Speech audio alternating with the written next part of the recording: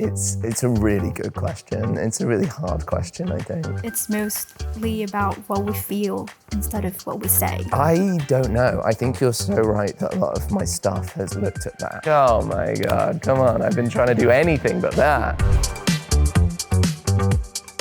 Although you're still a young writer, you've already made a name of yourself in the artistic community, and with your work gaining both critical and international attention. I mean, that's why we're here. And looking back, which moments do you feel shaped your path as a playwright? There are so many. I hope that my writing life will continue to change and be shaped as I go forwards. I want to be doing it forever, and so I want to keep evolving with it. If I had to say one, when I was at university, I was acting in a production of Circle Mirror Transformation by Annie Baker, which is a really beautiful, beautiful play. And at the same time, I was directing a play that I had written, which was not a beautiful play at all. It was absolutely terrible. And I would go from rehearsals for my stinking play to this, I think, modern masterpiece, and directed by a really great director. And I would learn so much about, I'd be like, oh, there's this thing called subtext that I've never thought about, or, oh, there's so much that you can do that I've just skated over. So much you can do with structure and with character and with silence. And so I think that was a really informative experience, having to direct my own play at the same time as being part of a production of a masterpiece. So you talked about these two sides of yourself, the actor and the writer or the director.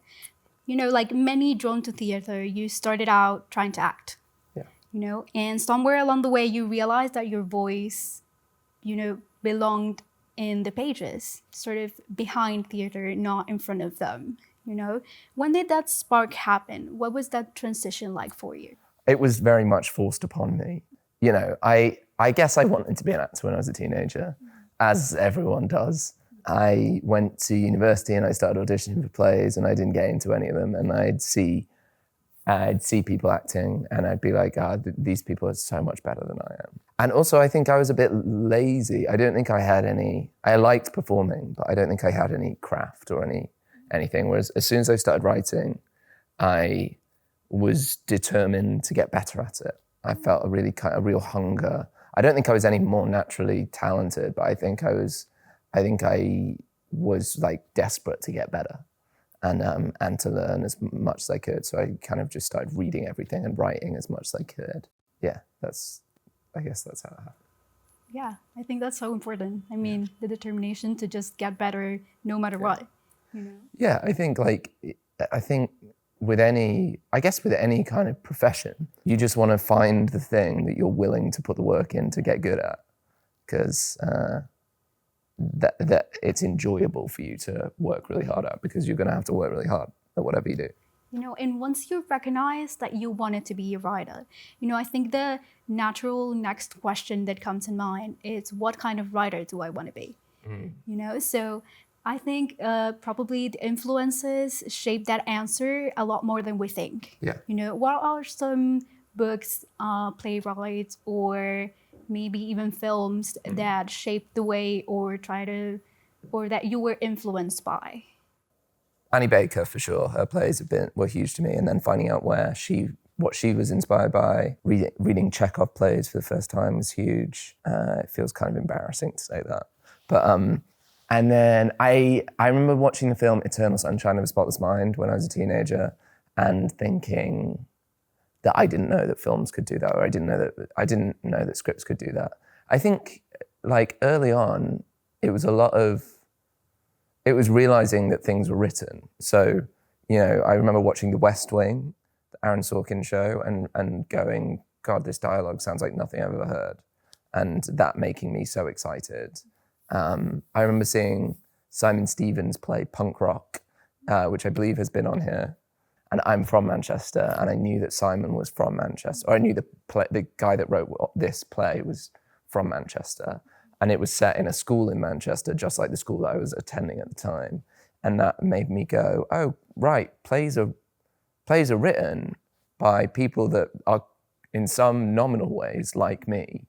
And that felt liberating. I think that felt kind of enabling. So discovering your voice is one thing, but discovering a place to develop it is another. So you went to the University of Warwick, which seems to be really key in your development, both academically and artistically, creatively. How did that space shape your growth as a writer? Oh, it was enormous. It was huge. A lot of it is to do with the people that I met. When I left Warwick, I had a friend who wanted to be a director and two friends that wanted to be actors. And they said to me, if you write a play that we can do with nothing for, really cheap, then we can put it on. And that would be great. And that play was Lemons, Lemons, Lemons, Lemons, Lemons, which is why I'm here. It was meeting those people who had a real kind of can-do attitude and put me onto a load of plays that I hadn't read before and provoked in me a kind of those ideas and kind of said, you could do this, just keep going. And that was really huge. And then academically, it's a really creative university. I think there were lots of opportunities instead of writing an essay to write a creative response to something, and I took all of them because they were more fun. So I wrote my first plays as like academic exercises essentially, and so giving you that opportunity and it just felt like a real culture of like, you can, if you want to write a play, and we'll put it on, and that felt kind of mind-blowing actually initially. So you talked about meeting a lot of people, and learning a lot from all these different personalities and, these people that want to do everything and just want to have an opportunity to do it. It's so important to meet all these different people because each one of them has different, personalities, mindset, and everything, style of life, everything. Talking about the creative process, I think that's so important as well because each writer has such a different one. Every writer seems to have their own rhythm. Some chase ideas at odd hours and some have some really strict routines. How does that process look like for you? I wish I knew. Like it changes every time, especially, when I've worked in film, it's a little clearer. It's a little more, I like to plan everything out before I start the script. So I have a kind of document that's about, 20 pages long that basically has everything that happens in the whole movie, and including scraps of dialogue, the whole film. And therefore writing the script, especially when you're putting it into like a screenwriting software, like it's basically done by the time you start if you planned it out properly. But with plays, I don't know. It seems to change every time. I've tried to plan them really rigorously, and it's not always worked, or worked for a little bit, and then I feel like it's lacking a bit of personality or liveness, and I've tried to go completely improvised, and I've just got stuck. Part of me wishes that I could say, I have a very clear methodology, this is how I write a play. But I think maybe if I did that, there would be no kind of mystery in them, and maybe the mystery is what makes them interesting. You're a writer that seems to have a really clear style. It's like you have, or you lean towards a minimalistic approach, which seems to just echo the way that your plays are staged. Very intimate, very precise, very contained. How do you view the role of space, like the space in itself on stage in your work? Is this something that you plan or you envision from the start, or is it something that just comes to you? I think playwriting is kind of about your managing of time and space. I think basically theatre boiled down is like a load of people in a room looking at some other people for a certain amount of time. And so it is really just about time and space. And there are so many different ways of playing with an audience's kind of sense of those two things as you're writing a play. And so I think that's very much fundamental to how I go in. It's like going, okay, well, what's the feeling in the room? And are the audience experiencing the play at the same time as the characters? Is it kind of closed time where it's like, it all takes place over an hour and you're dropping in on these characters' lives for an hour? Or is it like Lemons, which kind of jumps around in time and kind of uses language to construct the time and chronology? And so, yeah, that's really fundamental to my thinking, I guess. I know that I've got a good idea when I can kind of fully like comprehend and picture or grasp at least, it's like the story's relationship with time and space. That's really interesting. And just another characteristic of your work is that you work a lot with the tension between the personal and some societal issues, that your characters could face. With such powerful themes at play, how do you balance those intimate moments or the personal moments that your characters could face with larger societal issues that you want to, sort of treat or work as well in your plays? It's really difficult. I think I know I've got an idea that could be a good play if I see some interplay between the personal and the kind of small p political. And then when I'm actually writing, I try and forget all that stuff. I try and just focus on the characters and what they want and what they are kind of trying to get from each other. Yeah, I try and leave the bigger ideas to the side, because I kind of think it comes out. I kind of think like I'm a person in the world who is, informed to an extent. I think if I try to put too much kind of intellectual, theoretical stuff on a play, as I have done a couple of times actually, then it's to the play's detriment. Whereas I think if I just focus on the characters, then that stuff all comes in just from the nature of being a person in the world. Yeah. I mean, in the end, we're people and writers are people, and theater just reflects people and exactly. just stories of people. Yeah. So, I think theater has always carried this sort of political dimension, you know, and you are no stranger to exploring how plays can influence our political views or the social discourse, So by addressing these themes like communication and its limits, how do you see theater as a vehicle to change in society or as a reflection maybe of society? I think all theatre is political to an extent because it is a group of strangers gathering in a room. There's a playwright called Edward Bond who said that it's no coincidence that drama and democracy were invented by the same society. He suggested that theatre exists as a way to explore the gap between what is legal and what is right. I'm gonna absolutely garble this quote, but he basically was talking about how something can't be a little bit illegal. Laws have to be pretty kind of hard and fast, but morality is more grey. I think, in ancient Greece, and I think it's, very true now. We need a space to go to where we can reflect on those kind of grey areas and those kind of aspects of human behaviour. And I think the theatre can be that. I think that's one of its purposes. Yeah. So one of the most interesting characteristics or that we explore as humans in general is communication.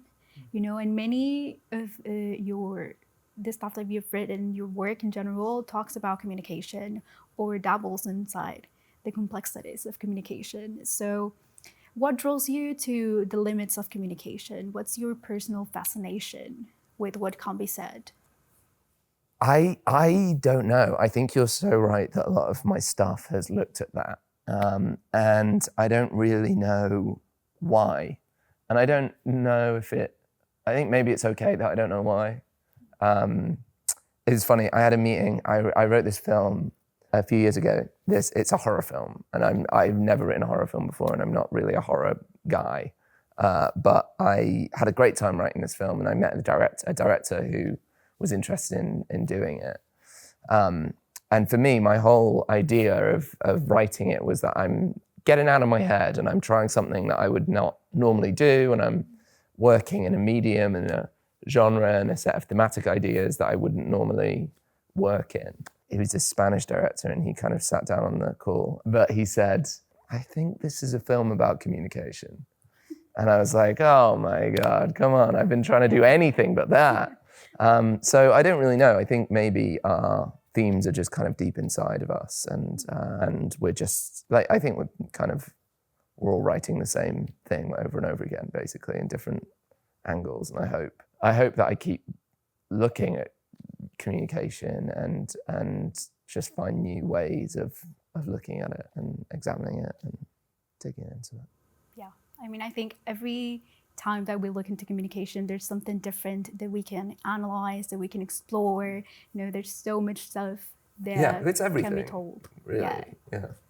I mean, it's what can be told, what can't be told, what people think but don't tell. Yeah. You know, there's so many things. Yeah. And, you know, you have talked about a bit earlier on about writing for film. As a writer who moves between the stage and the screen, you shift between those two storytelling methods or storytelling forms that are quite different. How does shifting between those storytelling languages or these forms challenge or enrich your writing?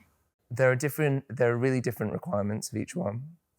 I think film requires a kind of structural rigor. Well, playwriting requires a structural rigor, but in a different way. I think film is really about plotting and about story, and building that muscle. And I think it is a muscle. It's fundamental to being a screenwriter, and I think it's useful for playwrights as well. So I guess doing the screen stuff has helped me with that. I think it's good to just have a break from one medium as well. I think it's a different part of your brain, and that's really useful. Yeah, I don't know what else I've got from them. I sometimes think that I've spent the last few years really working quite intensely on feature films. I think that has made coming back to the theatre more difficult. I used to find them more difficult than writing plays. Now I definitely find plays more difficult. That isn't necessarily a bad thing. Like, I think it's probably good that they're really hard. But I don't know if I'm out of practice or, I'm not sure. So one of your most widely recognized plays is Lemons, which is currently being staged at our Cultural Center, which is a testament to how far it has traveled, you know, both geographically and emotionally. So this play has a really simple yet radical premise. You know, what if we were only allowed to speak 140 words a day? You know, how did that idea come to you, and what made it grow into a full-length play? It was really born out of conversation with my friend, Ed, who was the original director of the play. And it was born out of practicality because as I was saying earlier, we did this as I left university. My friend Ed and a couple of actors were like, if you write a play, then we'll put it on and we'll be able to do it, but we don't have any money. So we have to do it we have to do something with no props and no lighting requirements and no sound requirements. And we have to do something that makes a virtue of that lack of resources rather than like suffer for it. And so we started talking about limitation, and I think it just kind of came up out of that, really, that initial conversation. And then I went away and like wrote a load of scenes and brought them into the guys, and then we kind of played around with them. And I went back and deleted them all and started again and played around with them. And then eventually we repeated it until we had a play. Yeah, and that's how it was born. Yeah. So one of the most fascinating tensions in the play is how such a constrained premise, a word limit, actually opens up deeper emotional connections between the characters. How did you approach dialogue specifically within those constraints? Oh, it's a nightmare because I put a constraint on the characters, but that also obviously means that I'm limiting myself. It's like the language that the play is told in kind of attacks itself. You know, words are like the only tool that a writer has, right? It was like trying to write a play with your hands tied behind your back.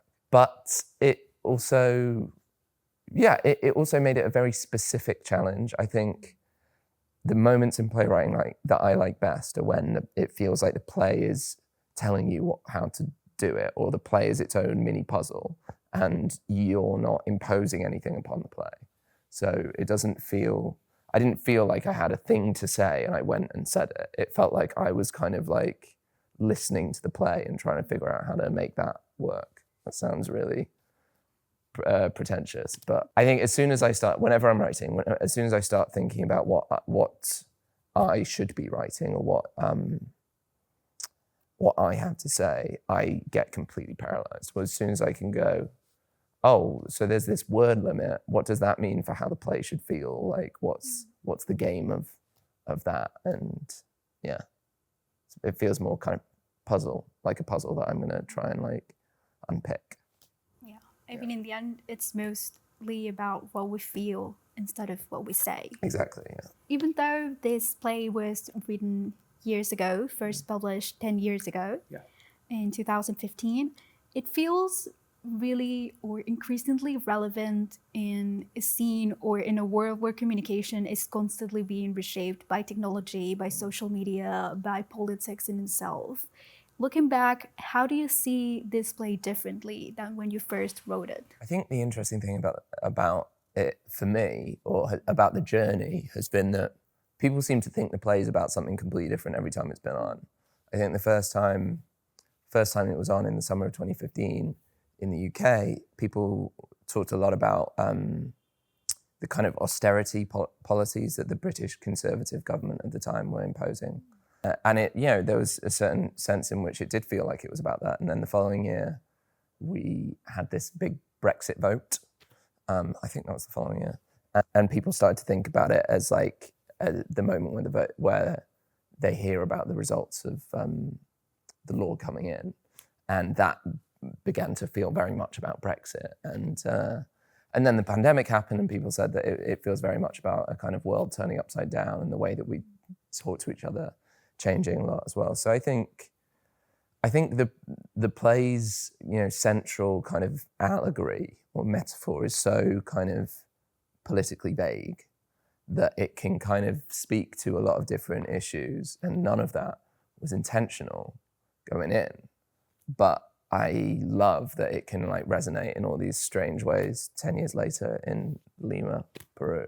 I think it's not only politically vague, but it's also universal. So that's what makes it really relevant, even now, like nowadays. Yeah. And so we talked about we're at Lima, where we are right now, and that speaks about the international reach of this play, and that also relates to the widespread relevance of its themes, which is what we were talking about, And when a play travels, it often encounters new cultural context, sensibilities, and now even languages. Have you found that your work adapts or changes in any way depending on where it's performed? Completely, yeah. I mean, I hope it does. I've been lucky enough to see it in a few different countries. I haven't seen. There's several that I haven't seen that I was sad to miss. But yeah, I've seen it. I've seen it in German. I've seen it in French. Now seen it in. I hope the meanings change and become more and feel. I hope the play feels like it was written for whatever context it is being presented in. I hope it doesn't feel like a kind of translation. Like it feels like very much of that culture. That for me is the dream of it. Don't know how likely or successful that is. It's also interesting, like the scenes that play well. There are similarities as well, which strike me. I noticed that even in Spanish, some of the rhythm of the lines remain the same, and like the way that the actors have found of playing the characters are in some ways, completely original and completely different to the original actors that played it. But there's something about the kind of, it does feel like a rhythmic similarity, or a kind of, especially the humor. They sound like the way that the actors say the lines, which I guess hopefully means that like the intention behind each line was clear.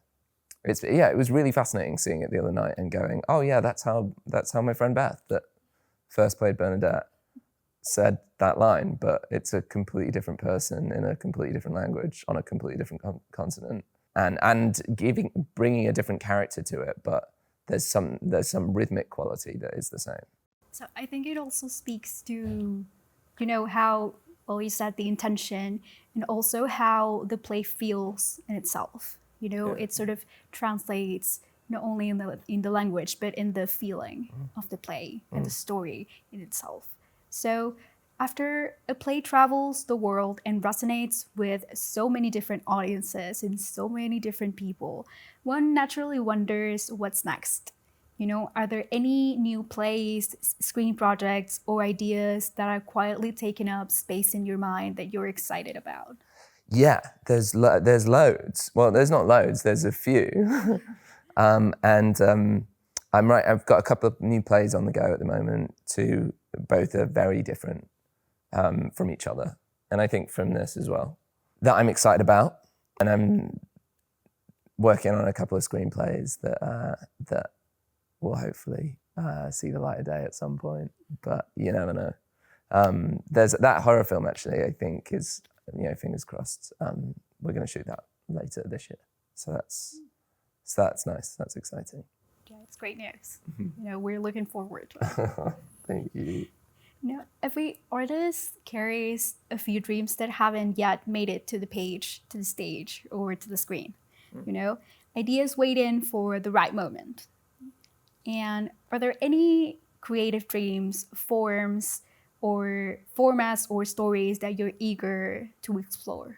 Yeah, I mean, yes, there are loads. I want to try it all. I never want to be pinned down, I guess. It is why writing that horror movie was such an interesting experience, because it's so not what I'd normally do. I'd love to look back on my body of work, which sounds like a pretentious way of saying it, and feel like it was a kind of ragtag bunch of weirdo little avenues and projects, and go, oh wow, this is a great, hugely diverse set of pieces. So yes, I mean, there are lots of things that I'd love to do. I'd like to do a musical someday, which feels very different to I don't feel like I understand that form particularly well, but I think I'd love the challenge of it. We did Lemons as a ballet a couple of years ago, which was completely bizarre and so rewarding. I guess I hope I keep finding new ways to tell stories and work out my own stuff. Yeah. So you really like to challenge yourself. I think it's the only way to stay sharp. I don't want to rest on my laurels at any point, and there have been times when I've been working on ideas and been like, I'm really using some off-the-shelf tools here that I used on previous projects, and I think that way is it's deathly. It's kind of fatal to something that you want to be kind of so alive and so kind of immediate. So we'll look forward to any of your new ideas and any of your new, hopefully a musical. I think that'll be really interesting. It'll be fun, right? I wouldn't know where to start, but it'll be a fun experience. Yeah, maybe that's the beautiful part of it. Yeah. Yeah. So to end on a note that looks forward, there is a whole new generation of writers and theater makers that are finding their voice. Many of them in university settings like yourself when you first started. If you could offer them one piece of guidance from your path and your experience, what would it be? I guess I'd say absorb as much stuff as you can. Read as much stuff as you can. Go and see everything you possibly can. And I'd say make stuff. Finish projects, put it on, even if it's, like in an abandoned classroom or a park or a car park or something, like just get a little group of friends together and do stuff, because I think that's the only way you learn and get better. If you finish something in your room and you put it in a drawer and you kind of feel very happy with yourself for finishing it, then it's not doing anything. It's not getting anywhere. You need to hear people read it and see it in the world, see how it interacts with an audience to really kind of learn anything. So yeah, do it is my tip. Sam Steiner reminds us that storytelling isn't always about saying more. Sometimes it's about saying just enough. In a world overflowing with noise, his work offers a rare kind of stillness, one that invites us to listen more carefully to others and maybe even to ourselves. Thank you, Sam, for sharing not only your process, but your view of the world, your perspective, and for reminding us that theater can both be deeply emotional and profoundly political. And to those watching, may this conversation inspire you to write bravely, speak thoughtfully, and never underestimate the power of a single word. That's it. Thank you so much. That was so much fun. This has really been so much fun. You're such a natural interviewer. Nervous. I was so nervous. Oh my God, I did not show.